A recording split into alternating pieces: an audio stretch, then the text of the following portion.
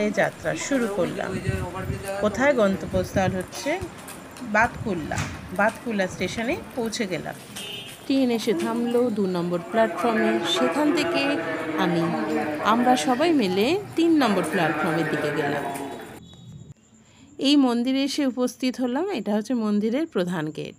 আশেপাশের প্রাকৃতিক সৌন্দর্য অপরূপ। তবে একটা কথা বলে রাখি, 3 নম্বর প্ল্যাটফর্ম থেকে আপনি যদি 10-15 মিনিট হাঁটেন তাহলেই কিন্তু এই মন্দিরে এসে পৌঁছে যেতে পারবেন।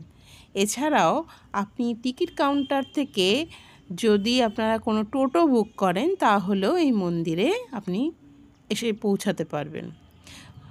মন্দিরে ঢুকেই, এই মন্দিরের গেটে প্রথমেই ঢুকেই আমি পাশে এক দাতব্য চিকিৎসালয় দেখতে পেলাম, যদিও অবশ্যই সেটা বন্ধ আছে। আশপাশটা আমি আবার দেখাচ্ছি, দেখুন ওই মন্দিরের গেট দেখা যাচ্ছে। আমার ডান দিকে একটা বড় মাঠ পড়ল। এগিয়ে চলছি মন্দিরের অভিমুখে। আশপাশের দৃশ্য খুবই সুন্দর। আস্তে আস্তে আমি মন্দিরের কাছাকাছি আস্তে আস্তে আমি মন্দিরের কার্যালয় দেখতে পেলাম। মন্দিরের কার্যালয়, আশ্রমের যে কার্যালয়, সেই কার্যালয় দেখতে পেলাম। এরপর আমি এখানে গিয়ে জানতে পারলাম এটা দক্ষিণেশ্বর রামকৃষ্ণ সংঘ আদ্যাপীঠ আর বাতকুল্লার একটা শাখা। এটা 1950 সালে এটা প্রতিষ্ঠা হয়েছিল। আর একটু এগোতে গিয়ে পাশে দেখুন বাদিকে আমি শিশু উদ্যান, শ্রীমৎ অন্নদা ঠাকুরের শিশু উদ্যান দেখতে পেলাম। বর্তমানে কার্যালয়টি এখানেই আছে।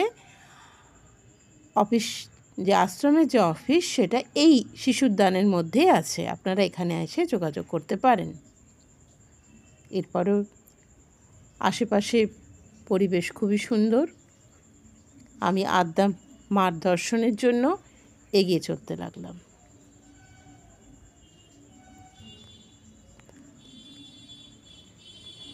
বাদিকে ডান দিকে উভয় দিকে অনেক মন্দির তো রয়েছে। এই শিবালয়ের কথা আমি আপনাদেরকে পরে বলবো। ঠিক তার বিপরীত দিকেই আমি দেখতে পেলাম, এই দেখুন আদ্যা মার মন্দির, মা আদ্যা মার মন্দির। মন্দিরে প্রবেশ করলাম। ডান দিকে যজ্ঞকুণ্ড দেখতে পেলাম। এখানে অনুষ্ঠান যখন হয়, এই যজ্ঞের অনুষ্ঠানগুলো এখানেই হয়ে থাকে। এদিকে গুরু ভাইদের দেখুন, সমস্ত গুরু ভাইদের মূর্তি। একটু এগিয়ে যাচ্ছি, আরও একটি যজ্ঞকুণ্ড দেখতে পেলাম।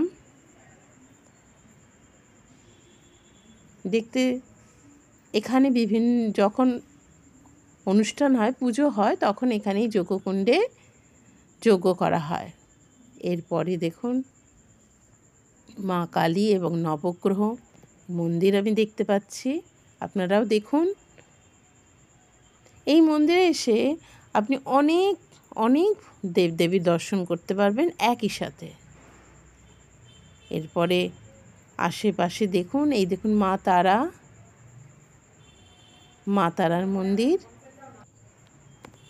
একটু এগিয়ে গেলে এখানে একটা বিশেষত্ব হচ্ছে, আদ্যাপীঠ যে মন্দিরে এখানে আসলে আপনি 12 শিবলিঙ্গ দেখতে পাবেন।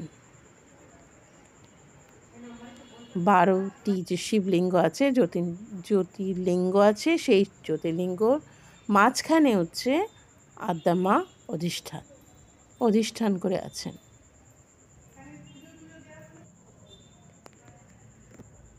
এখানে প্রথমেই আমি আপনাদেরকে দেখাচ্ছি জটিলেশ্বর ভোলে বাবাকে দেখালাম। এরপরে দেখুন যে 12 শিবলিঙ্গ আছে, তার মধ্যে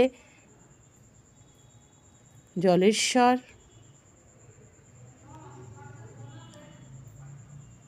তারকেশ্বর, মহাভৈরব, রুদ্রেশ্বর। এবার ঠিক মাঝখানে দেখুন আদ্যাপীঠের মা। আদ্যাপীঠ মন্দিরে কলকাতায় দক্ষিণেশ্বরে অবস্থিত। আদ্যাপীঠের মন্দিরে আপনারা অনেকেই গেছেন, সেখানে যে মায়ের মূর্তি আছে ঠিক সেই রকমভাবেই কিন্তু এখানে মায়ের মূর্তি অবস্থান করেছে। খুব কাছাকাছি দেখুন, দেখতে পাবেন মায়ের মূর্তি।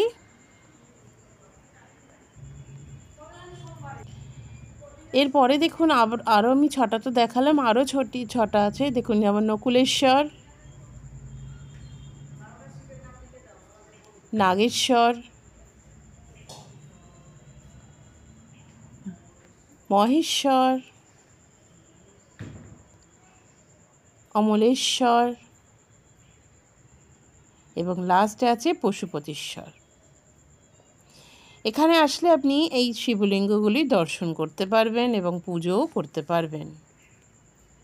মন্দিরের আশেপাশে প্রাকৃতিক সৌন্দর্য খুবই সুন্দর এবং মন্দিরটি খুবই পরিষ্কার পরিচ্ছন্ন, যেমন হওয়া উচিত মন্দির সেই রকম। এই দেখুন আরেকটি মা তারার একটি মন্দির এখানে আছে। এছাড়াও আরও অনেক ছবিও দেখুন, দেখতে পাবেন, বিভিন্ন দেবদেবীর ছবিও এখানে আছে, একসাথে অনেক আছে। এরপরে দেখুন রাধাকৃষ্ণ, ওদিকে গৌরনিতাই,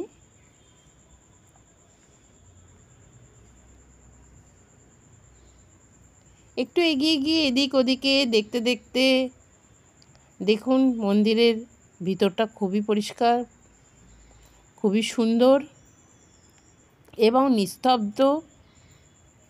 ঈশ্বর আরাধনার পক্ষে যে পরিবেশ হওয়া উচিত সেই পরিবেশই কিন্তু এখানে সমাবর্ত হয়েছে। এই দেখুন গুরু ভাইদের মূর্তি, মাঝে আছে অন্নদা ঠাকুর, এদিকে রাধাকৃষ্ণ।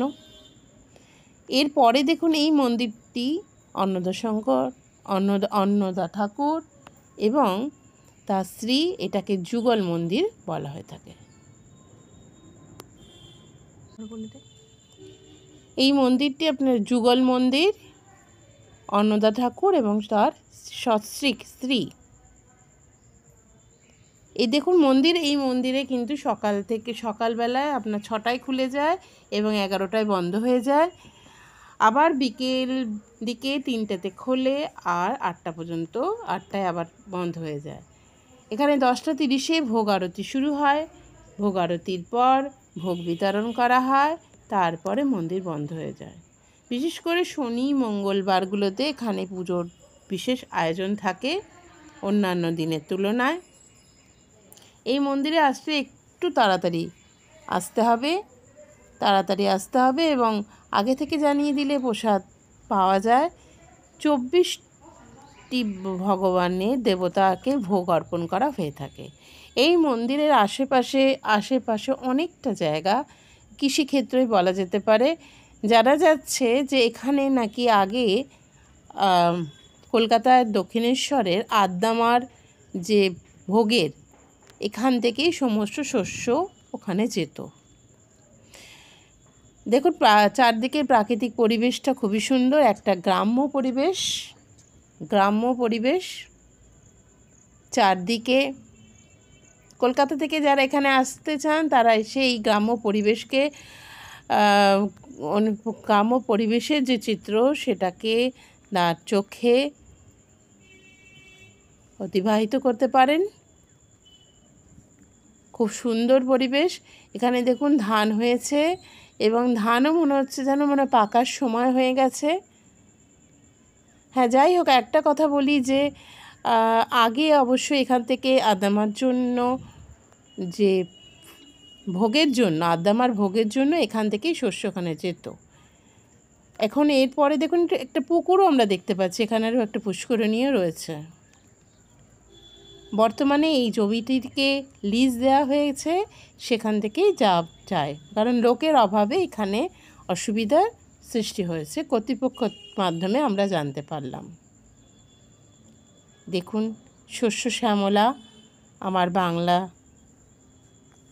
চারদিকে অপরূপ সৌন্দর্য, তার মনকে মোহিত করে তোলে। এ এক গ্রাম্য পরিবেশ, খুব সুন্দর ছবি। ধীরে ধীরে আমি পেরিয়ে গেলাম। চারদিক দেখতে থাকলাম, দেখতে দেখতে আস্তে আস্তে দেখুন ধানটাকে, দেখুন ধান এত সুন্দর চিত্র। দেখতে দেখতে দেখতে আমি আস্তে আস্তে ওইখান থেকে বেরিয়ে এসে আবার মন্দিরে, এই গলিটার মধ্যে দিয়ে আমি আবার মন্দিরের দিকে প্রবেশ করতে শুরু করলাম। মন্দিরে প্রবেশ করে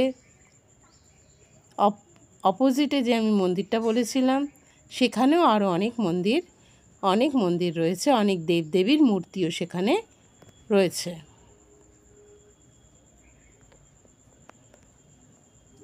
এখানে দেখুন আশেপাশে। এরপরে চলে এলাম শিবালয়, যে কথাটি আমি আগেই বলেছি। এটা অনেক বড় একটি শিব ঠাকুর আছেন, যে সিঁড়ি দিয়ে উঠে আপনাকে জল ঢালতে হবে সেই শিব ঠাকুরকে। এই সিঁড়িটা কিন্তু খুবই সরু, এবং এই সিঁড়িতে উঠতে গেলে খুব সাবধানে উঠতে হবে। নিচে আরও একটি শিবলিঙ্গ রয়েছে, যে শিবলিঙ্গ প্রায় 100 বছরের প্রাচীন। এই পাশে দেখুন, একদিক দিয়ে উঠে আর একদিক দিয়ে নামতে হয়। সিঁড়িটা খুবই সরু এবং খাড়া, খুব সাবধানে উঠতে হবে। এই দেখুন শিবলিঙ্গকে দেখুন, খুব দূর থেকে এই রকম দেখাচ্ছে। ওই শিবলিঙ্গর ওপর থেকে ওপরের দৃশ্য আপনাদের দেখালাম। এই দেখুন শিবের উপরে, এই পাশে হচ্ছে সিঁড়ি। এই সিঁড়ি দিয়ে আপনাকে আস্তে আস্তে উপরে উঠতে হবে। আচ্ছা, এবার দেখুন এখান থেকে আবার যে সিঁড়ি, এই হচ্ছে দেখুন অনেক ভক্তের সমাগম হয়েছিল যারা এখানে পুজো করে গেছেন। তা আমি ফুল, বেলপাতা, বিল্লপত্র দেখেই বোঝা যাচ্ছে এখানে অনেকে এসেছিলেন। সোমবার দিন বিশেষ করে অনেক ভক্তের সমাগম এখানে হয়ে থাকে। আমি ওপর থেকে এই শিবের লিঙ্গের মাথার ওপর থেকে আপনাদের চিত্র দেখানোর চেষ্টা করছি। আস্তে আস্তে সিঁড়ি দিয়ে নিচে নেমে এলাম। দর্শনের পর নিচে নেমে এলাম। এই দেখুন দূর থেকে আবার দেখুন, এই দেখুন শিবলিঙ্গ। এরপরেই পাশেই রয়েছে আমাদের দেবী দুর্গা মন্দির। এরপর এখানে একটা রথযাত্রা এখানে হয়, তার পরিচয় আমি পেয়ে গেলাম একটি রথ দেখে। এরপরে আমি দেখতে পাচ্ছি এখানে জগন্নাথ দেবের মন্দির। এই দেখুন জগন্নাথ দেবের মন্দির, বলরাম, সুভদ্রা আর আমাদের জগন্নাথ দেব। তার পাশেই রয়েছে স্নানঘর, স্নান যাত্রা এখানে হয়। আশেপাশের প্রাকৃতিক পরিবেশ খুবই সুন্দর, খুব শান্ত, নিঝুম, নিস্তব্ধ। এই দেখুন দূর থেকে দেখা যাচ্ছে ওই শিবলিঙ্গটি, দেখুন বড়, অনেক বৃহৎ আকারের শিবলিঙ্গ। আশপাশটা এরকম।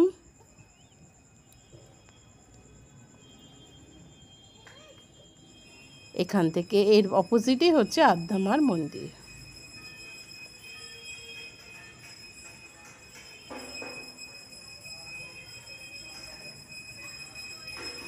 ভোগ আরতি শেষ হয়ে গেছে, এবার কিন্তু আমাদের ভোগ আরতি শুরু হবে। তার জন্য দেখুন পুরোহিত মশাই এসে গেছেন। ভোগ আরতি শুরু হবে, পুরোহিত মশাই এসে গেছেন এবং তিনি তার জোগাড় যন্ত্র করে নিচ্ছেন।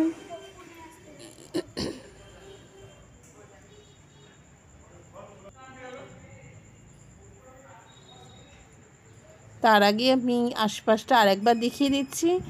এখানে দেখুন অন্নদা ঠাকুরের মূর্তি রয়েছেন।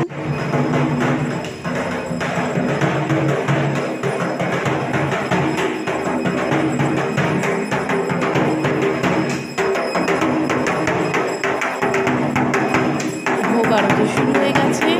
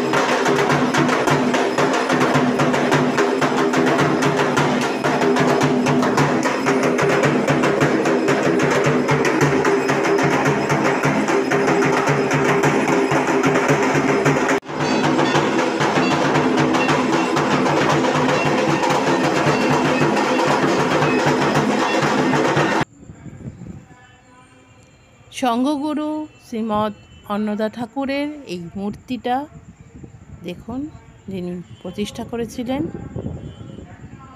এই মন্দিরটিকে। তবে একটা কথাই বলি, খুব সকাল সকাল চলে আসবেন। আদ্যাপীঠের মন্দিরে মায়ের পুজো শুরু হয়েছে। ভোগ আরতির পর পুরোহিত মশাই পুজো করছেন, মন্ত্র উচ্চারণ করছেন।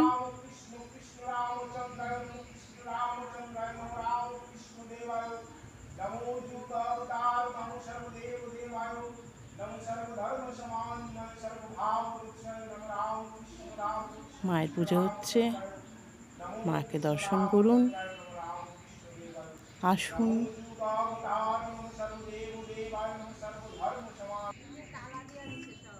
ভোগ আরতি শেষের পর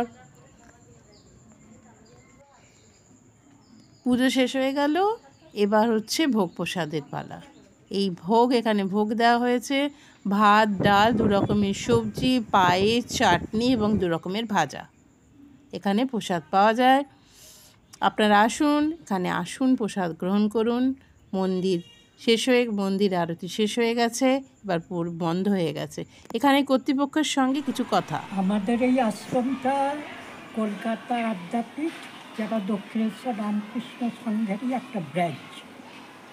আর এটা প্রতিষ্ঠা করেছিলেন ব্রহ্মচারী হেমন্ত ভাই, যিনি সংঘগুরু শ্রীমৎ অন্নদা ঠাকুরের 12 জন শিষ্যের অন্যতম। আগে এটা ছিল কৃষিকেন্দ্র, চাষবাস হতো, আর সব রকম ফসল আদ্যাপীঠে মায়ের ভোগের জন্য পাঠানো হতো। তারপর পরবর্তীকালে আমাদের ব্রহ্মচারী সুব্রত ভাই এলেন, যিনি মহারাজ নামেই সকলের কাছে পরিচিত। আর উনি আস্তে আস্তে সব মন্দিরগুলো করলেন, আদ্যা মন্দির, 12টা শিব মন্দির।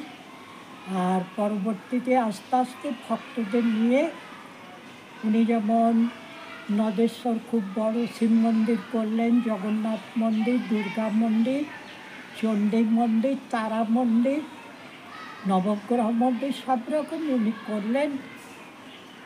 আর এখন চাষবাসগুলো লোকজনের অভাবে বন্ধ আছে, লিজ দেওয়া হয়ে যায়। আর মায়ের পূজার্চনা, উৎসব, ওগুলো সব কিছুই আগের মতো মোটামুটি করে যাওয়া হচ্ছে। মহারাজ তো নেই, একটা শূন্যস্থান থেকেই যায়। আমরা আমাদের সাধ্যমতো করছি। আর মানুষজনও আসছেন, এখানে এলে অসুবিধে নেই, সকাল সকাল আসবেন। আর এখানে ভোগ আরতি দেখে মন্দির দর্শন করে প্রসাদ পেয়ে বিশ্রাম নিয়ে আবার সোমবার থেকে চলে যাবেন। আর আপনারা আসুন, আপনাদের সকলকেই আমার নমস্কার রইল। হয়েছে আমার মতন আপনারা মাকে দর্শন